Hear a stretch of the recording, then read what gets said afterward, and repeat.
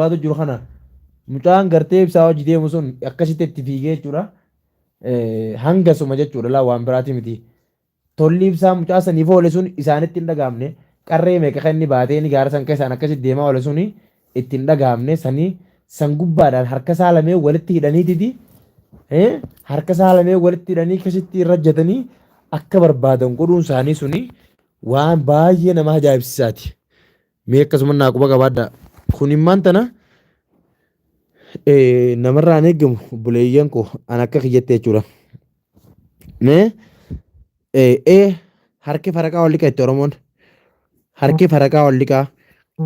Bakka kana keessa laga kana keessatti wanni nama barbaachisaa du'aa jedha obboleeyyan kiyyaan dhugaan isin hima. Ani amma halkan edanaa kana gartee halkan edanaa kana lubbuu tiyyarraa sodaan qaba.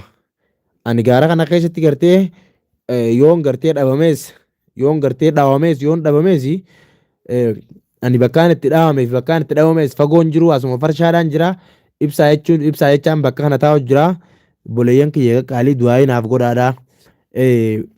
Arraan tanaa jechuudha tafirdiittiin uummata Tigiree kan harkaa bee hangana gartee lubbuun jiraadheetiin osoo lubbuun jiru hangana dhaammadha jeetiin gartee hatattamaan hanga kana jechuudha. Carraa kan argachuu caalaatti waan na gammachiisu hin jiru jechuudha. Ani yoon gartee yoon dhaawamees yoon dhabamellee nama biraatii miti jechuudha. Amaarumaa fi Tigireedha malee namni biraa kan as keessaa diinni keenya kan biraa hin jiru jechuudha. Uummanni akkuma jiranitti jechuudha. Uummanni kun nu basaasuuf gaara kana keessa deemu jiranii jaaniiti jechuudha. Suuraalee keenyaa fi viidiyoo teenyuun dura facaasanii deemu jiranii viidiyoo ibsaan neengatti gartee mucaan dhagaa fudhatee mucaa fiigu san hanga san irraa murataniitimu viidiyoo hanga san bichaadhaan uummanni kun viidiyoo hanga san bichaa ragaa godhachuudhaan viidiyoo taan irraa muranii viidiyoo hanga san bichaa nu garsiisanii jechuudha. Sanii nu doorsisuu jiran jechuudha uummanni kun.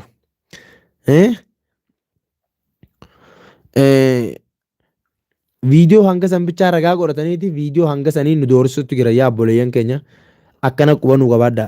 Hanga kana jechuun uummanni wanni isaan beekan. Akkana jirraa jechuudha. Ani sodaa takka illee irraan qaban dantaa isaanii waan takka nan godhanii naannuma ajjeesan malee waan takka nan godhanii ani isaan oolchanii nan bulchan abbaa fedhee taanaan ani rabbii haaliqa oolchee na bulchaa gaafa gartee rabbiin harka isaaniitti tunaan jees numaan du'a yoo gartee rabbiin harka isaaniitti tunaan jees gartee numaan jiraadha jechuu barbaadeeti.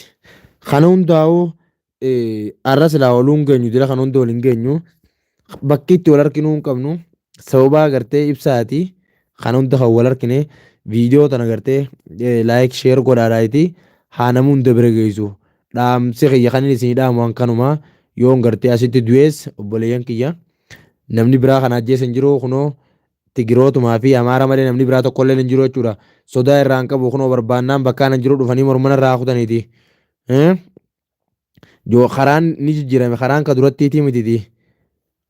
Karaa jijjiirame kan hunda fidee Oromoon attaabiin deemu jirti nuti karaan ka duru jennee asiin jechuudha farshaadhaan ol baane bakkittoon akka gaafa duraati miti. Du'aa nuuf godhaadha. Wanni takka jechuu kanaa achitti waan isin hin jiru qabu jaalallan kiyya. Inshaallah ani shaanallee hedduu waan hin qabneef hangumaan qabu kanaan hin gartee dhaamsisin dhaammadheeyyatiin dhufee abboleeyyan kiyya. Umriin adeeradhaadha du'aa naa godha. Hanga naatti wanni takka wanni isin jiru jirtu ibsaatis gartee yoo rabbiin nagaan si fidee wal garra. Yoo rabbiin nagaan si fidee wal argina. Yoo gartee miti dhabamtees humaatis gaabboleessa kiyya wanni goon akka hin jirtu. Wanni takka illee hin jirtu jechuudha.